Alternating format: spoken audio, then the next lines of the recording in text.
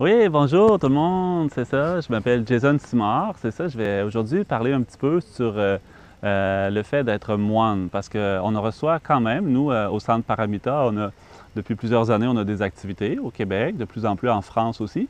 Mais on reçoit souvent, les gens nous appellent, des fois, on les connaît peu, mais les gens nous demandent comment on fait pour devenir moine. Comment je vais faire pour devenir moine? Qu'est-ce que ça fait un moine? Tout ça. Mais en général, ce qu'il faut savoir, c'est ça, c'est que comme les moines bouddhistes, ça a l'origine depuis le temps du Bouddha. Donc, des fois, les gens pensent qu'il y a peut-être juste des moines, il y a juste des hommes, mais non. Il y a aussi beaucoup de femmes. Beaucoup de femmes, on appelle les moniales, les moines pour les hommes, les moniales pour les femmes. Donc, il y a les communautés respectives aussi. Les endroits où habitent les moines, c'est un endroit. Les endroits où habitent les moniales. Donc, qu'est-ce que fait en général un moine ou une moniale durant sa vie? C'est étudier, réfléchir, contempler et méditer sur les enseignements du Bouddha. Donc, des fois, les gens nous demandent, par exemple, combien de temps il faut étudier avant d'être moine. Mais en général, dans la tradition bouddhiste, il ne faut pas étudier avant d'être moine.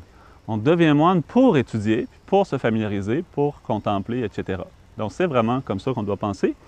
Mais des fois aussi, les gens ont une idée un peu magique de c'est quoi un moine. Ah, on va changer notre coupe de cheveux, on va changer nos vêtements. Mais non, c'est pas l'habit qui fait le moine, pas la robe qui fait le moine. C'est important, c'est plus comprendre le sens intérieur. Qu'est-ce que ça veut dire vraiment être moine? Ça veut dire intérieurement être une bonne personne. Donc, en général, dans notre monde, il pourrait y avoir des personnes, des fois, qui ont une conscience tellement gentille, tellement respectueuse, tellement humble, positive, plein d'amour, de compassion.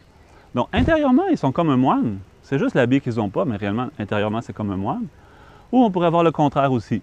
Certaines personnes, des fois, qui auraient une attitude de violence, attitude de hypocrisie ou de jalousie, mais intérieurement, c'est beaucoup dans les émotions, beaucoup dans une mauvaise éthique de vie, avec des mauvais comportements. Si je portais la robe de moine à ce moment-là, c'est pas un vrai moine. Un vrai moine, c'est à l'intérieur de nous, avoir une bonne, on appelle éthique. Éthique, ça veut dire, comme sa sainteté, le Dalai Lama dit souvent, de nos jours, on a besoin d'une bonne éthique. Éthique, c'est pas quelque chose de religieux. C'est quelque chose comme une éthique laïque. Ça veut dire avoir une attitude de qu'est-ce que je ferais, qu'est-ce que je ne devrais pas me faire faire à moi, je ne le ferai pas aux autres. Avoir vraiment une attitude de respect, un peu comme le résumé de l'enseignement du Bouddha. Si je ne peux pas aider, au minimum, je ne vais pas faire de tort.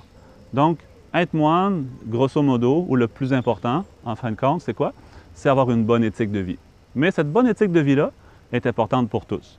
Tout le monde est capable d'avoir une bonne éthique aussi. Il faut juste être conscient et vigilant. C'est pour ça que la méditation va beaucoup aider aussi. Si on a plus installé en nous un état de calme mental, on est plus capable d'être conscient et vigilant sur nos trois portes. Comme un maître indien s'appelle Atisha, un grand maître indien qui est allé au Tibet pour plus partager l'enseignement du Bouddha là-bas. Lui, il dit, quand je suis seul, je surveille surtout mes pensées. Quand je suis avec les autres, je surveille surtout mes paroles. Donc, si on surveille comme ça nos pensées, nos paroles et nos gestes, nous-mêmes, on va être une bonne personne. Donc, sans besoin d'être moine, on va être capable d'avoir une belle vie. Donc, pour les gens occidentaux, qu'est-ce que je conseille? C'est avant de devenir moine ou monial, étudier un peu l'enseignement du Bouddha. C'est pas pareil comme en Asie. En Asie, ils ont déjà des infrastructures. Si on veut devenir moine, on s'en va dans le monastère, on demande, oui, ils nous accueillent, ils nous hébergent, on peut devenir moine. En Occident, c'est pas comme ça. La vie coûte cher. On n'a pas non plus un background, on n'a pas non plus la pensée, la culture, l'enseignement bouddhiste. Avant de vraiment penser devenir moine, il faut bien comprendre l'enseignement du Bouddha, bien étudier. Donc, je vous encourage comme ça, si quelque chose, vous avez le goût d'une démarche spirituelle, c'est au début, pas penser devenir moine, penser vraiment avoir une bonne qualité d'esprit, bonne qualité de vie, étudier comme ça. Donc, on ne sait pas dans le futur, aucune idée. En Occident, peut-être dans le futur, on aura des monastères, des gens qui vont vouloir se consacrer comme ça. Mais de nos jours, ce n'est pas encore possible. La vie coûte trop cher, c'est pas assez de gens intéressés comme ça. Mais dans le futur, c'est possible. Mais avant, pour nous, c'est important d'étudier. Donc, c'est quoi la vie de moine aussi? Les gens nous demandent souvent comme ça. Au monastère, c'est une chose. Au monastère, il y a toute une communauté qui vit ensemble. Donc, les coûts sont réduits parce que tout le monde vit dans le même endroit. Les gens partagent les tâches, la cuisine, la nourriture, tout ça. Donc, ça demande beaucoup moins de temps, d'investissement, d'argent pour vivre. Donc, à ce moment-là, tout le monde peut vivre en communauté, consacrer la majorité de leur temps à l'étude, la méditation, la contemplation, les débats philosophiques, tout ça. Mais nous, en Occident, c'est différent. Comme moi, par exemple, je vis au Canada, je voyage beaucoup à l'extérieur, organiser des pèlerinages en Inde, aller visiter la France, d'autres pays. Tout ça, c'est différent. On a un mode de vie différent.